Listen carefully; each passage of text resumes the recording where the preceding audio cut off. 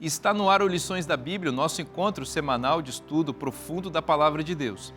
E hoje vamos nos concentrar nas duas testemunhas do livro do Apocalipse que testemunharam sob muita perseguição durante o período da Idade Média, mas venceram com Cristo. É sobre isso e muito mais o Lições da Bíblia que está começando agora.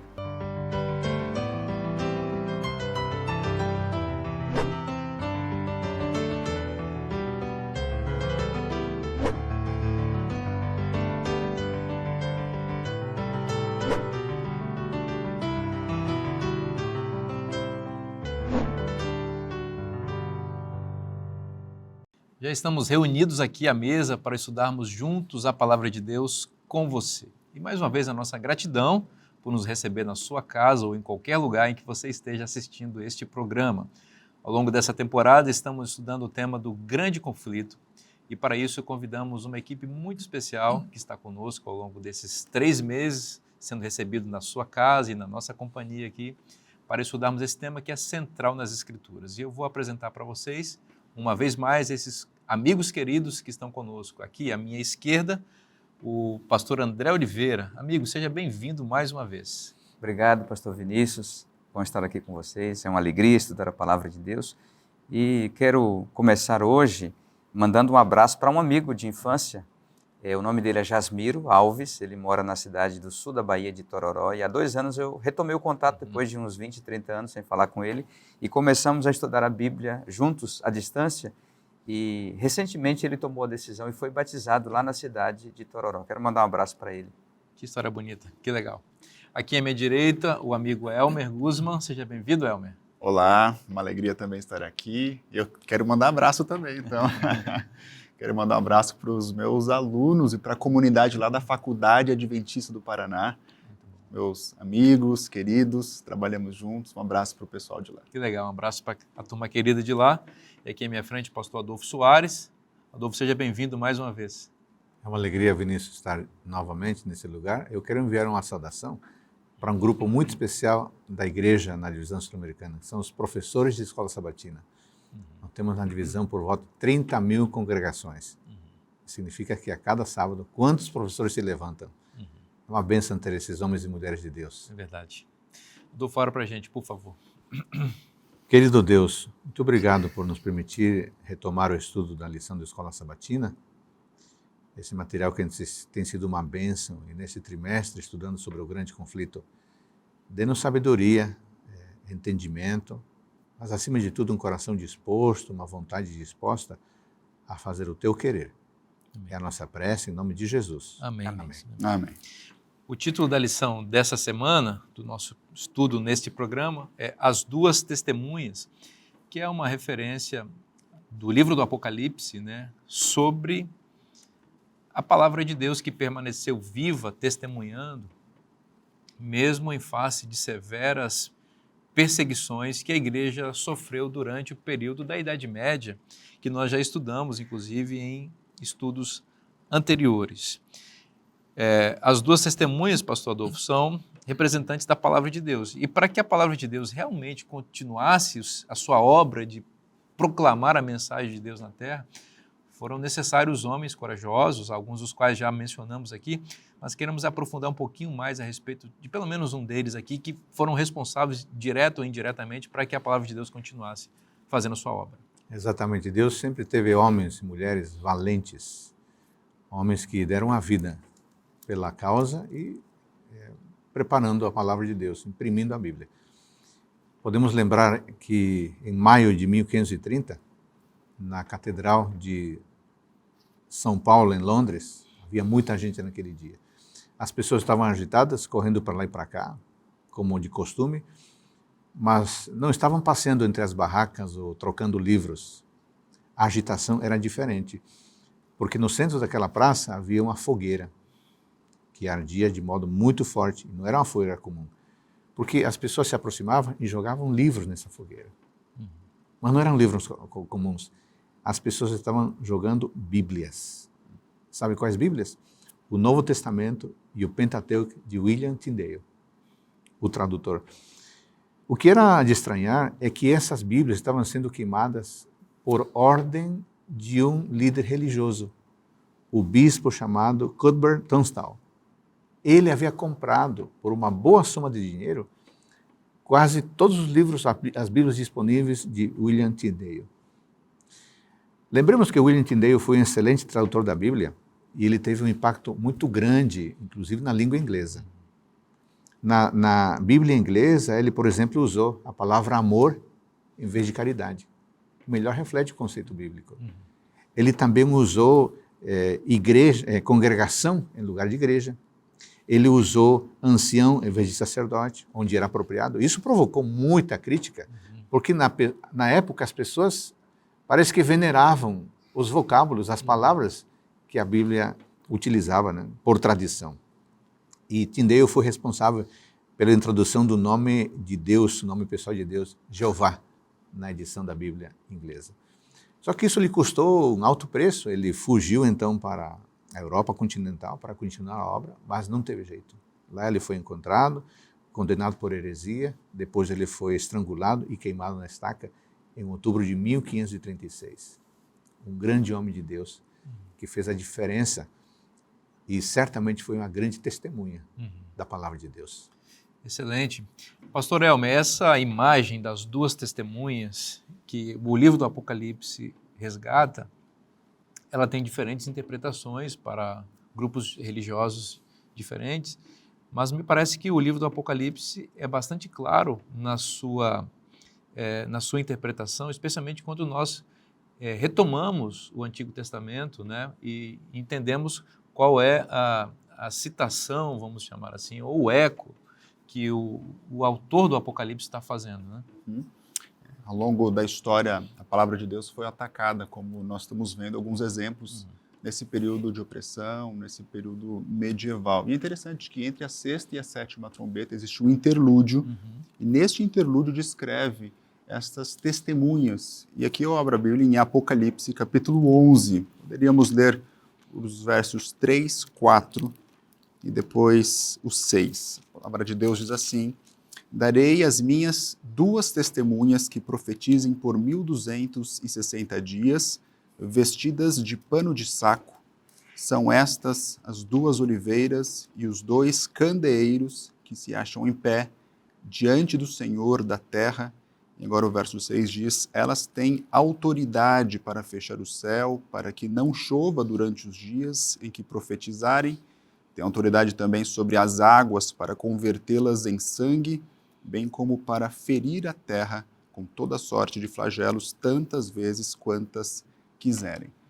Interessante notar que aqui nós encontramos essas duas testemunhas, elas têm algumas características. A primeira delas é que elas profetizam, elas recebem de Deus esta noção. Em outras palavras, elas têm a noção profética. E elas trabalham, fazem essa função durante um período específico que a gente já viu, que são 1260 dias. Esse período é um período que nós já vimos que é um período de opressão, Daniel 7:25. Nós vimos também Apocalipse, que é um período que a igreja se refugia justamente no deserto. Então, essas testemunhas que profetizam, elas estão ali cumprindo o seu propósito, mas elas estão vestidas de uma forma diferente, com panos de saco. É uma roupa de humilhação, isso nos lembra o profeta Elias, no momento de crise em Israel, vestindo panos de saco.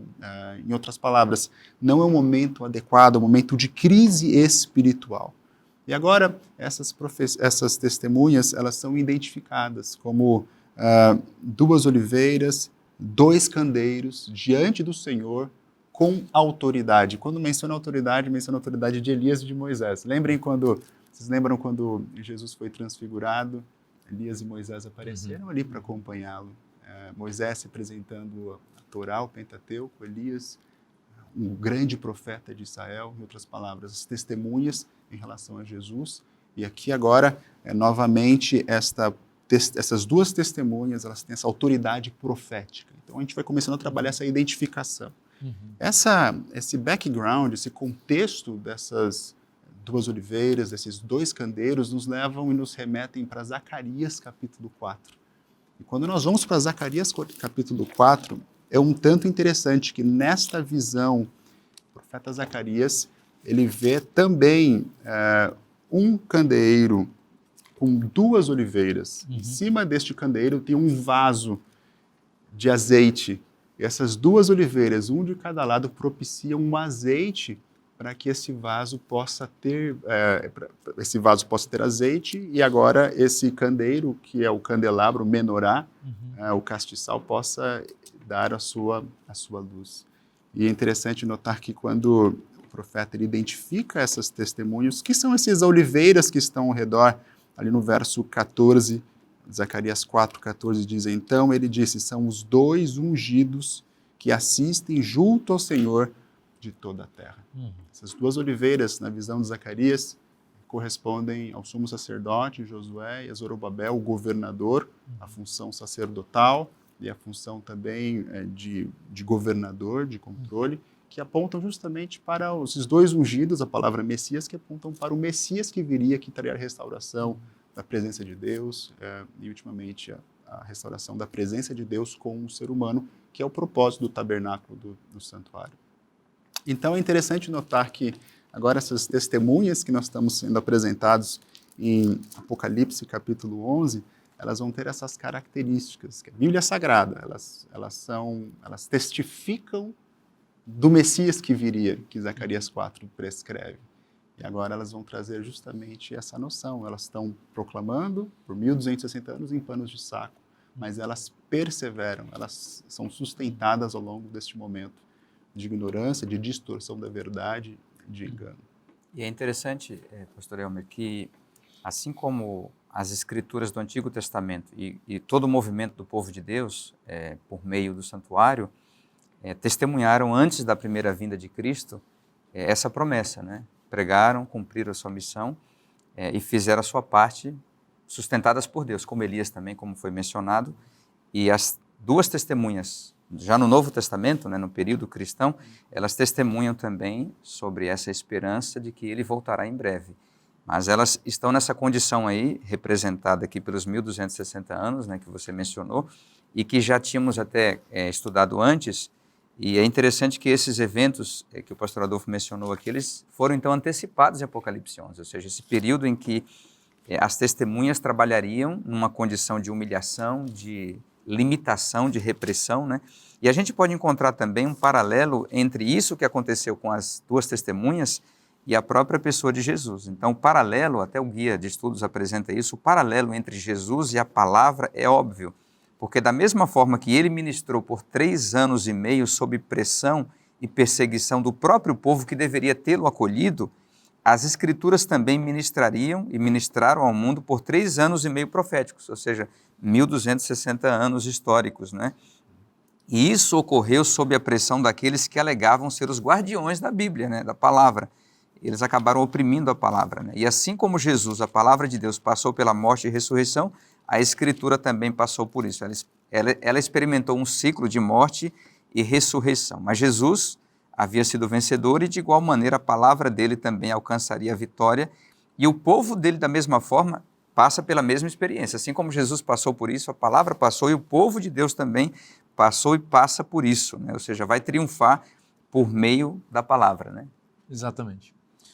Interessante observar que o número de testemunhas que o Elmer mencionou, ali em Apocalipse 11, lembra o número de testemunhas no sistema legal do antigo Israel. Aqui em Deuteronômio 19:15 está escrito: uma só testemunha não poderá se levantar contra alguém por qualquer iniquidade ou por qualquer pecado, seja qual for que cometer. Pelo depoimento de 2 ou 3 testemunhas se estabelecerá o fato. O próprio Senhor Jesus Cristo também disse, lá em João 8,17, em vossa lei está escrito que o testemunho de 2 homens é verdadeiro. E ao longo do ministério dele, nós observamos que ele comissionou os discípulos como testemunhas, enviando-os de 2 em 2. Marcos 6,7. Na igreja primitiva, continua essa mesma prática, mencionada lá em Atos capítulo 13, versículo 2. Assim, o testemunho dado pelas 2 testemunhas do Apocalipse 11 sugere a importância, a seriedade, o compromisso que essas testemunhas assumem. O mundo vai rejeitar esse testemunho? Vai, mas haverá sérias consequências dessa rejeição. E a noção é a noção de juízo, né? Testemunha num tribunal de juízo.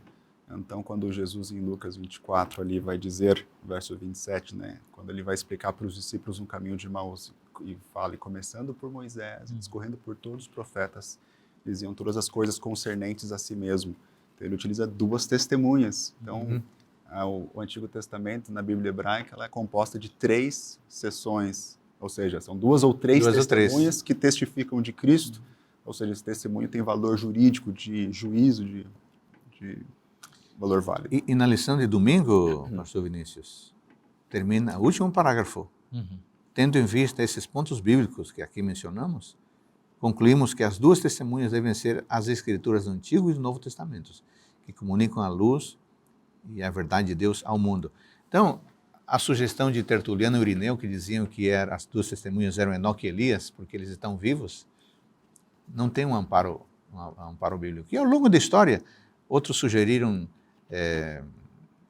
Moisés e Elias, outros sugeriram Jeremias e Elias, Josué e Caleb, Pedro e Paulo, João Batista e Jesus de Nazaré, outros pensaram que seria João, seu irmão Tiago, outros diziam que era Estevão e Tiago, filho de Zebedeu, mas a noção bíblica é clara, como já foi exposto até agora aqui. Nós temos uma representação simbólica que aponta para o ministério histórico de Moisés e Elias, porque o texto de Apocalipse 11 aqui mostra que essas 2 testemunhas elas têm poder para fechar os céus, e aqui é uma referência ao ministério de Elias, depois que elas têm poder de transformar água em sangue, referência ao ministério de Moisés, primeiro de Elias, fechando os céus, né? Mas do ponto de vista simbólico, interpretativo, representa toda a revelação de Deus, a coerente revelação de Deus ao longo da história. Moisés é o originador humano da Escritura. Deus deu a ele a revelação inicial do Pentateuco. E os profetas que vêm subsequentes, e o maior deles é Elias, embora não seja um profeta literário, é o maior de todos os profetas, eles mantêm aquela revelação e desdobram e aplicam aquela revelação original para os devidos contextos, sem nunca contradizer. Na realidade, o que Elias faz no Israel do Norte é restaurar a verdade mosaica que havia sido lançada por terra no período de Acabe e Jezabel. E isso representa muito bem o que é o cânon bíblico, a Escritura Sagrada, o Antigo e o Novo Testamento. O que é o Novo Testamento, senão uma confirmação e um desdobramento contextual do Antigo Testamento na vida da igreja cristã, né?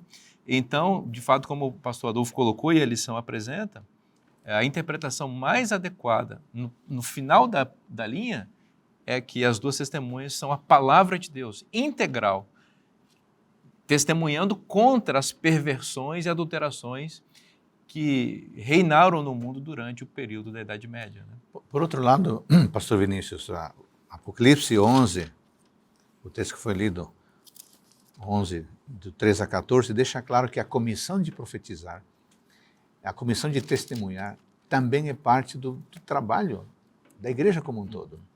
E nisso, lembramos Atos capítulo 1, versículo 8, vocês receberão poder ao descer sobre vocês o Espírito Santo e serão minhas testemunhas, tanto em Jerusalém como em toda a Judéia e Samaria e até os confins da terra. Exatamente. A igreja tem a comissão de ser testemunha daquilo que Antigo e Novo Testamentos apresentam. Na medida em que a igreja incorpora os valores bíblicos integralmente e se torna propagadora dessa mensagem, então também são testemunhas, nós somos testemunhas de Deus, né? Nós vamos fazer um intervalo bem rapidinho para você poder respirar um pouquinho, tomar uma água e acompanhar também as mensagens lindas que aparecem no intervalo do Novo Tempo, mas não se esqueça que a gente volta já já.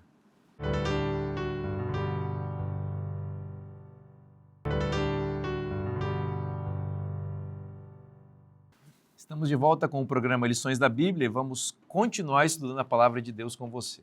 Você percebeu que nessa temporada nós estamos entrando em assuntos muito profundos e que revelam o plano de Deus ao longo da história e também os ataques do inimigo à Igreja de Deus.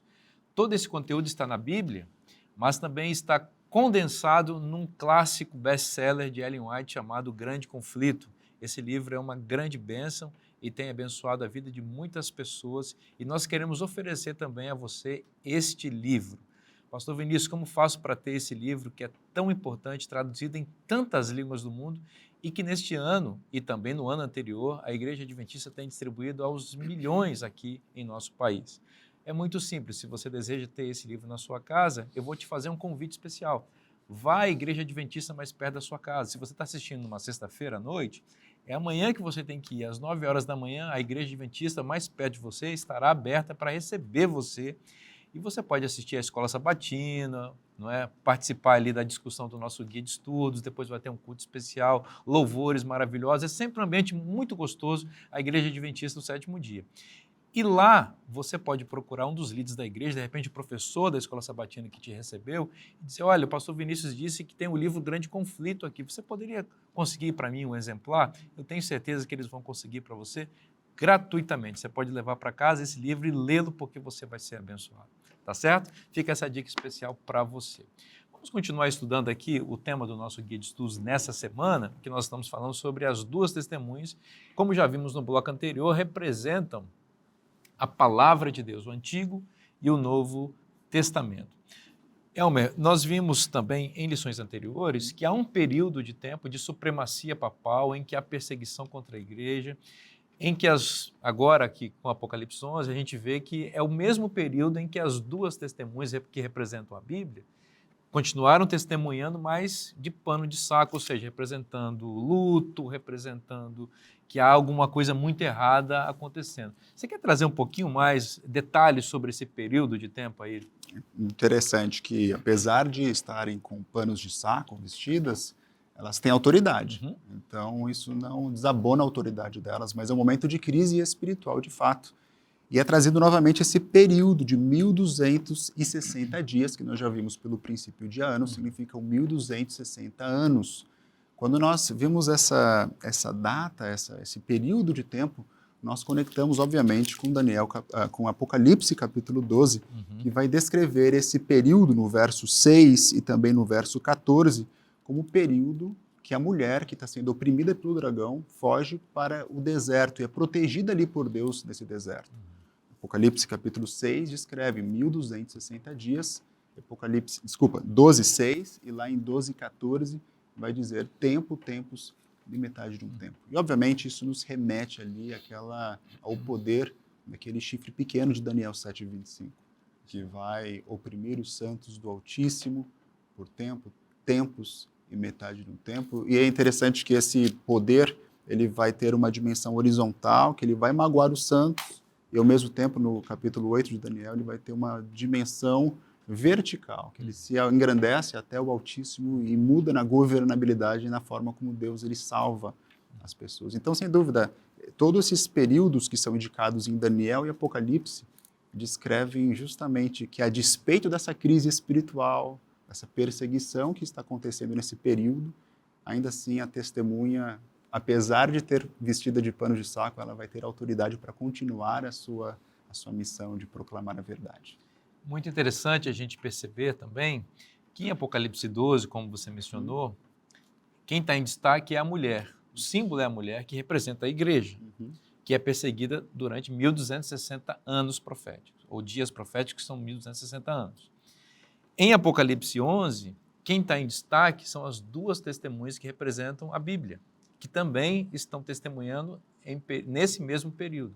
Então, isso até retoma um pouquinho, pastor Adolfo, que a gente mencionou no bloco anterior, a relação entre a igreja, que testemunha, e a própria palavra. Então, a mulher é perseguida. E essa mulher encarna os valores da Bíblia e por isso é perseguida. E aí, em Apocalipse 11, é a própria palavra de Deus que está testemunhando sobre perseguição. Então, não existe diferença entre a igreja e a palavra, quando a igreja vive os valores da palavra. Cristo se identifica com a palavra, ele Exato, é a palavra, ele é perseguido verbo. em 12, e em Atos capítulo 9, quando Saulo de Tarso está perseguindo a igreja, Jesus fala para Saulo, Saulo, por que me persegues? Exato. Então existe uma identificação entre Cristo, a palavra e a igreja. Excelente isso. É interessante que Jesus está nesse período, né, no santuário celestial.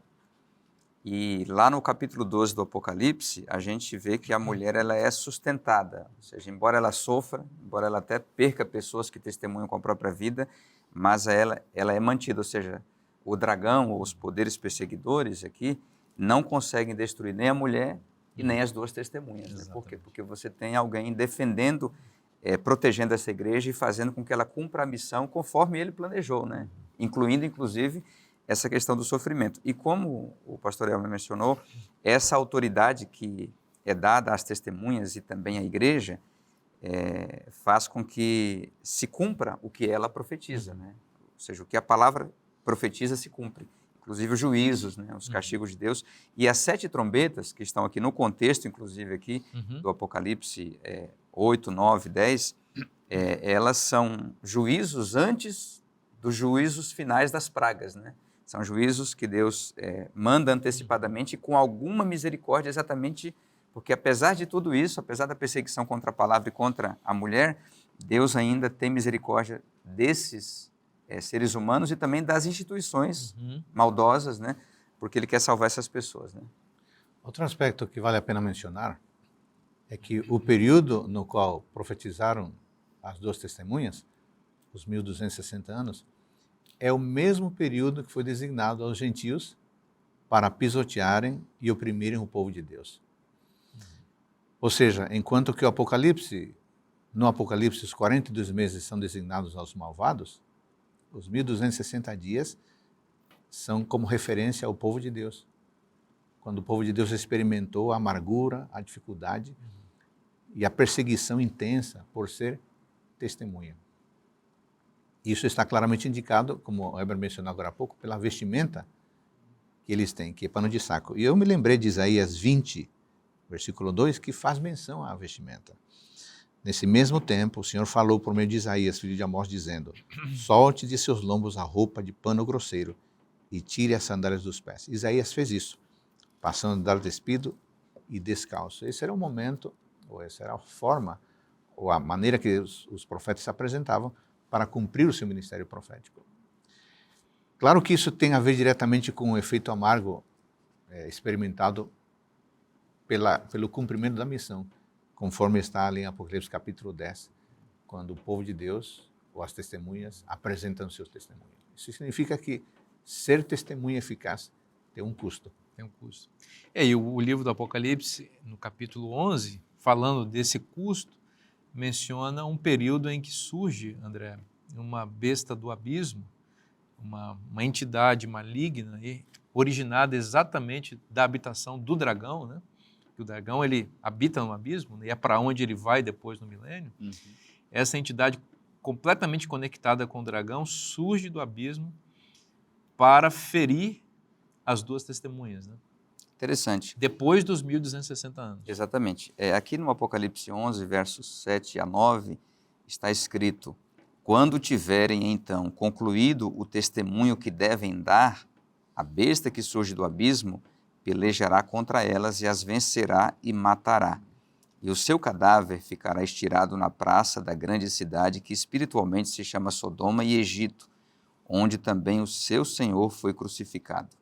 Então muitos dentre os povos, tribos, línguas e nações contemplam os cadáveres das duas testemunhas por 3 dias e meio e não permitem que esses cadáveres sejam sepultados. Aqui os intérpretes, os estudiosos e nós também entendemos que se cumpre exatamente quando acaba esse período. Nós já mencionamos no outro programa de que os 1260 anos terminam em 1798, quando há o que entendemos ser a ferida mortal sobre uma das cabeças da besta do Apocalipse 13, quando há, na Revolução Francesa, no ano 1798, a prisão do Papa, né? Ou seja, o encerramento do poder temporal, do poder estatal que a Igreja que manteve durante toda a Idade Média. Então, houve na Revolução Francesa um ataque direto à Bíblia em reação às opressões que aconteceram ao longo dos séculos, tanto por parte do poder monárquico, quanto pelo poder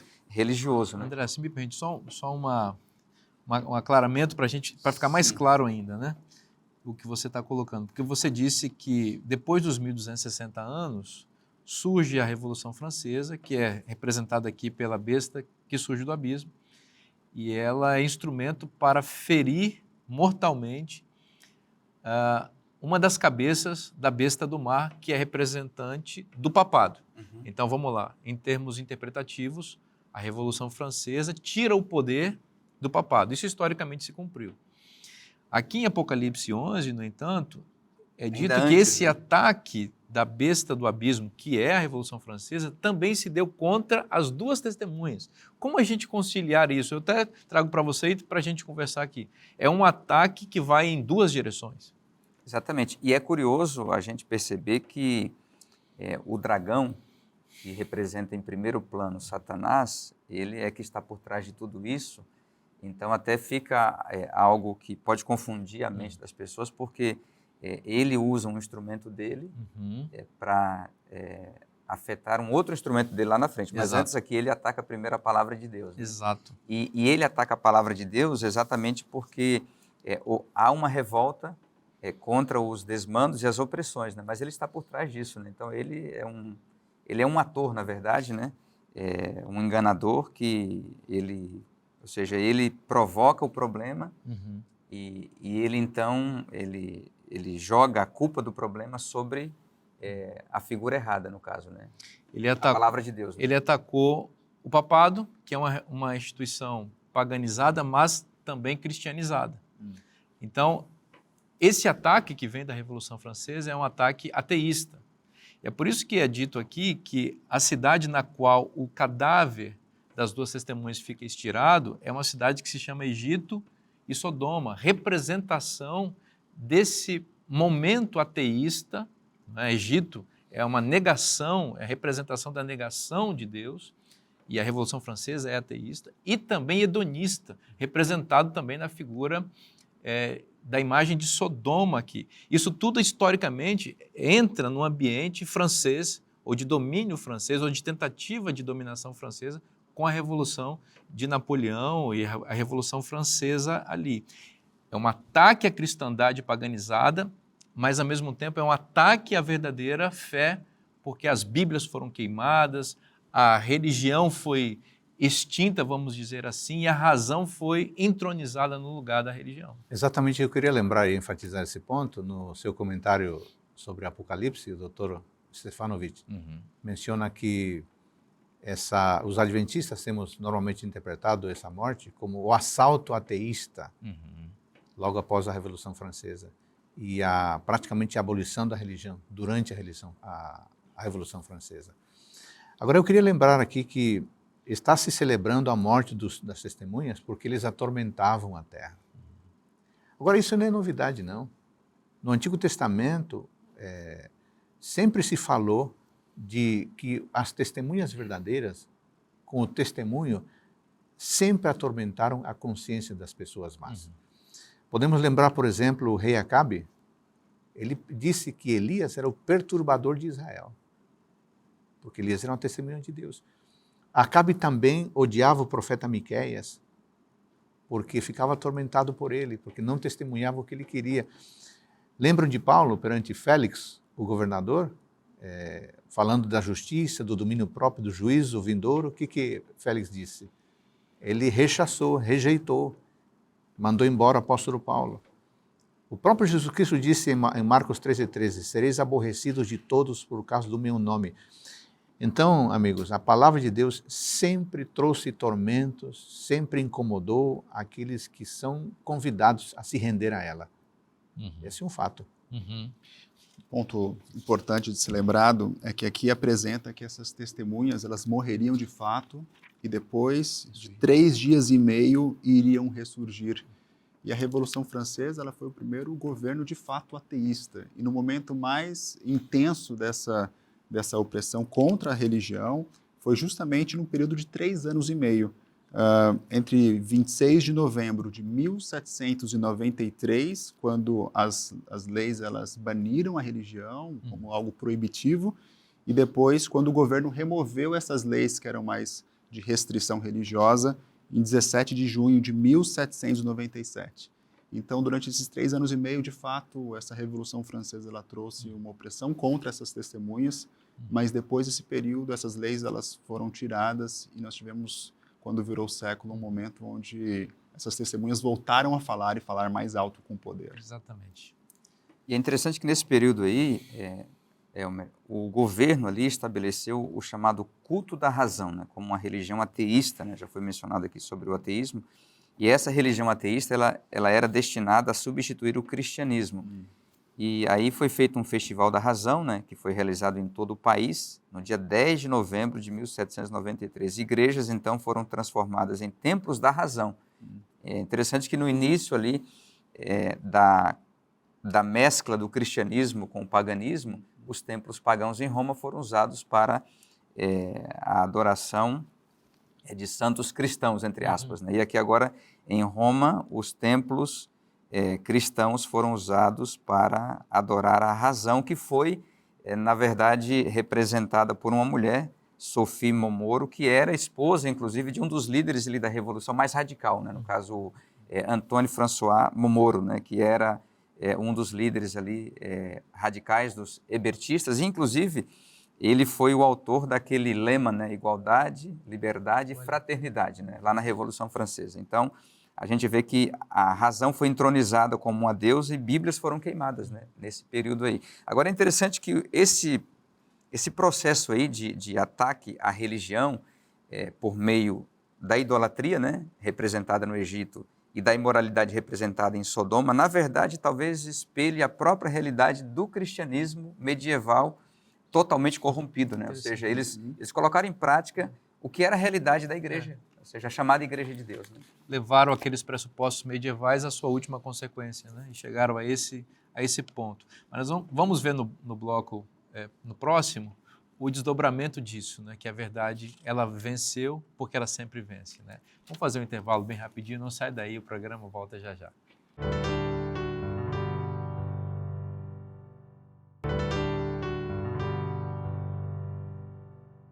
Estamos de volta para o último bloco do programa Lições da Bíblia, que está sendo uma grande bênção.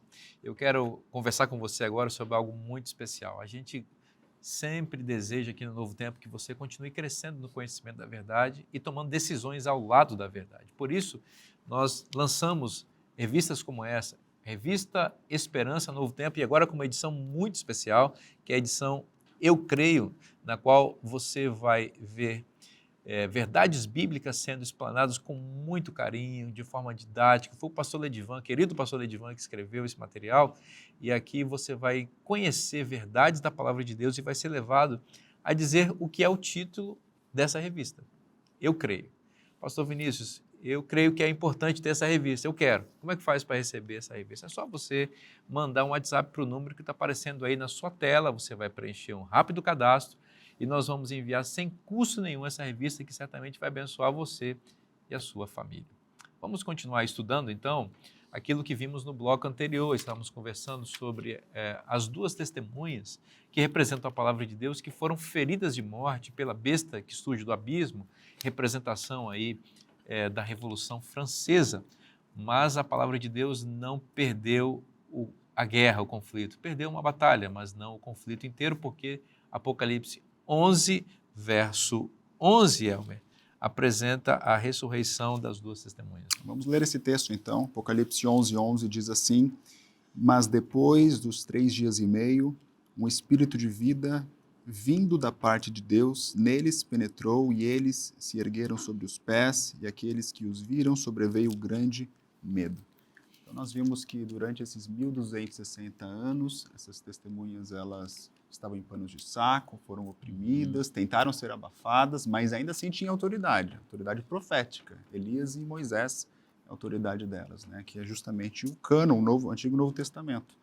E depois dessa tentativa coercitiva de banir a religião, de banir Deus da jogada, porque quando você retira a Bíblia, na verdade você está tirando Deus que revelou a Bíblia. Então a tentativa é uma agressão contra o Altíssimo. É a mesma agressão, o mesmo espírito de Daniel 7:25 e Daniel 8 ali. Antes foi uma tentativa religiosa de banir a Bíblia e Deus da jogada. Agora vai ser uma tentativa através da Revolução Francesa, secular, ateística, mas assim, o espírito é o mesmo, tirar a Bíblia e Deus da visão. Mas depois desses 3 dias e meio, a palavra de Deus fala que essas testemunhas, elas ressurgem, vem um espírito da parte de Deus. Deus é responsável, ele permite acontecer e depois ele é responsável para ressurgir.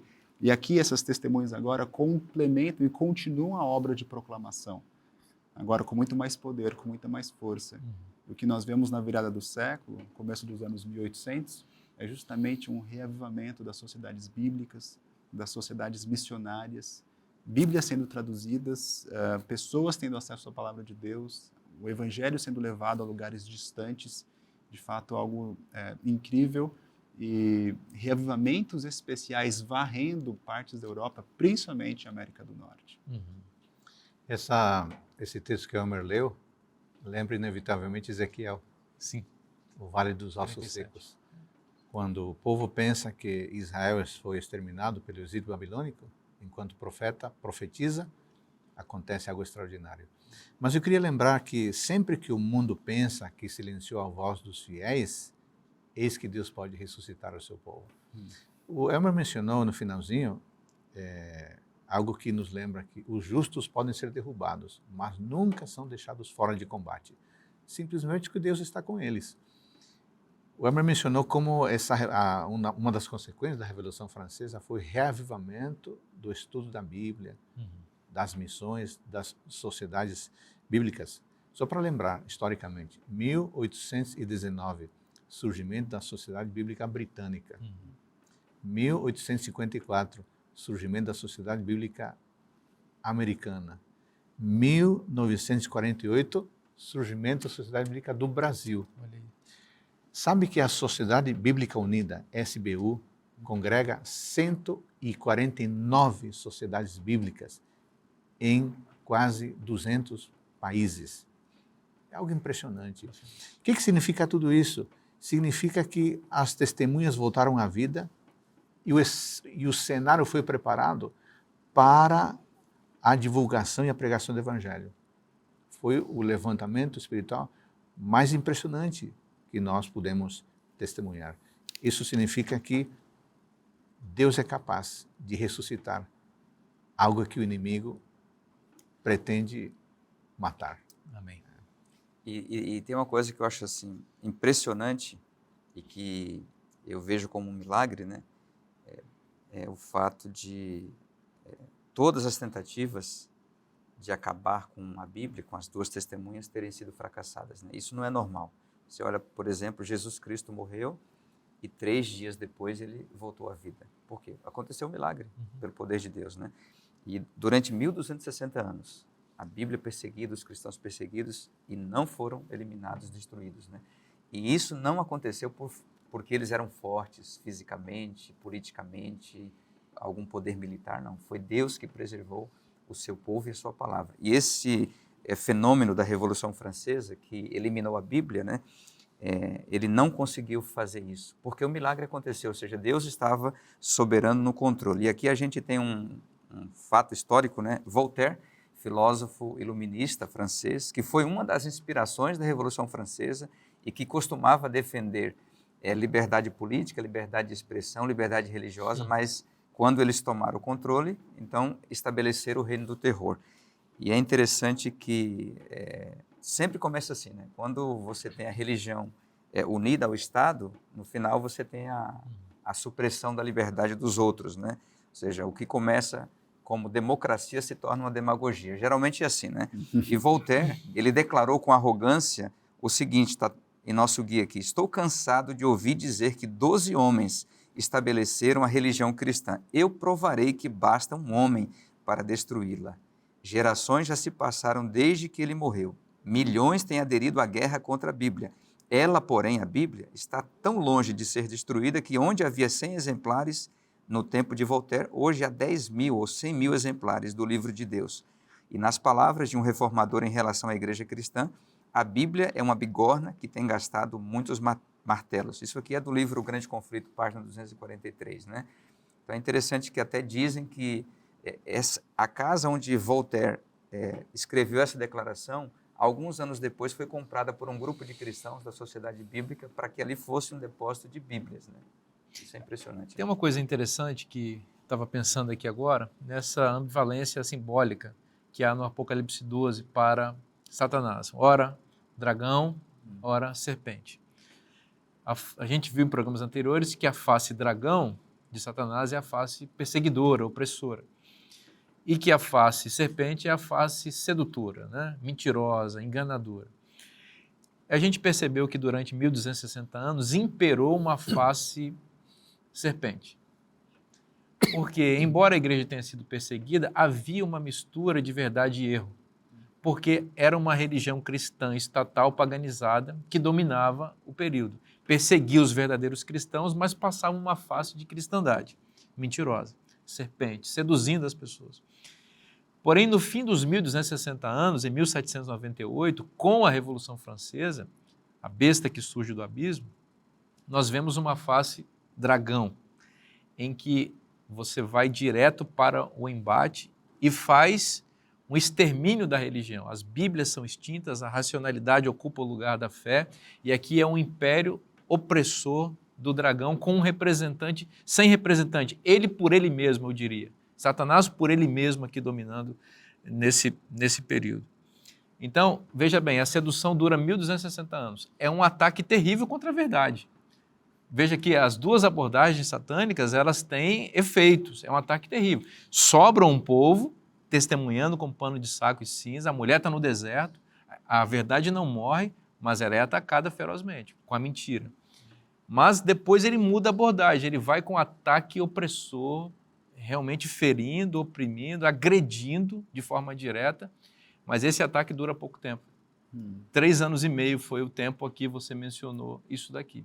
Então, eu diria que hoje a gente está vivendo nesse período meio, digamos assim, meio serpente, sabe? Meio sinuoso, em que a verdade e a mentira estão aí. Virão tempos em que uma cabeça de perseguição do dragão vai voltar-se diretamente contra a igreja. Vai ser doloroso, vai ser difícil, mas vai ser pouco tempo. Ellen White diz que os eventos finais serão rápidos, esses eventos de perseguição. Então nós temos que agradecer a Deus por esse período de paz que vivemos agora, mas é uma paz sedutora, a gente tem que ter cuidado com ela. Interessante que a Revolução Francesa, de uma certa forma, acabou com o absolutismo, que depois acabou com a monarquia, as repúblicas, os estados democráticos acabaram sendo criados, e juntamente com essa nova criação, essa nova forma de organização social, veio as liberdades. Mas essa liberdade, a gente já viu que o dragão ele pode usar a liberdade, trabalhar com engano e meia liberdade, mas também pode se tornar coercitivo. Mais para frente nós vamos estudar como essa liberdade em países livres, elas podem ser minadas justamente quando você tenta legislar moralidade e ser coercitivo em relação à adoração. Amigos, chegamos aqui a Apocalipse 11, de 15 a 19, porque aqui nós encontramos a 7ª trombeta, que é tocada após esse período de ressurgimento das duas testemunhas, né?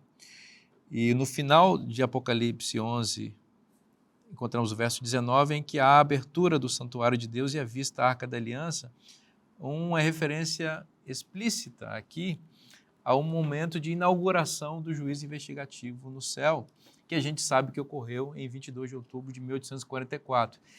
Obviamente, depois desse período em que houve a ferida mortal, ou seja, mesmo que houve uma perseguição inicial contra a igreja, instaurou-se um período de liberdade no mundo em que pôde florescer a verdade de novo, e o remanescente pôde restaurar princípios fundamentais da verdade que haviam sido lançados por terra durante os 1260 anos.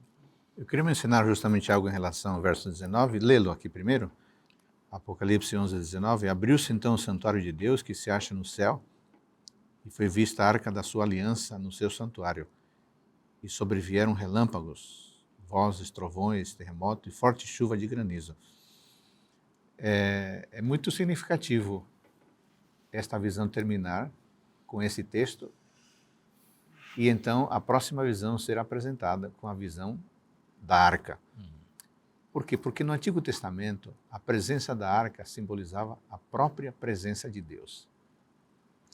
Isso quer dizer que este texto é recordativo a Israel de que o Deus que sempre esteve presente estará presente com eles.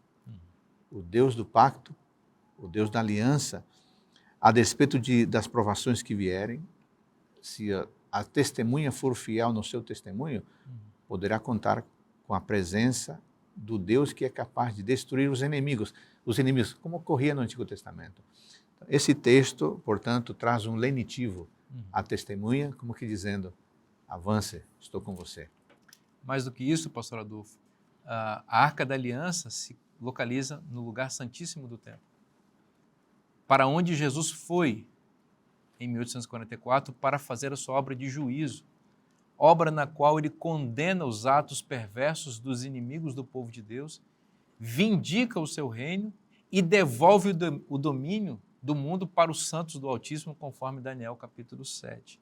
Então, nós vemos o encadeamento profético aqui todo pleno aqui no Apocalipse, né? E Jesus retomando esse domínio com a entrada dele no Santíssimo. É interessante que aqui no capítulo 11 do Apocalipse, a gente tem aqui, dos versos 15 a 18, a 7ª trombeta, que se refere à volta de Jesus e ao final desse conflito, né?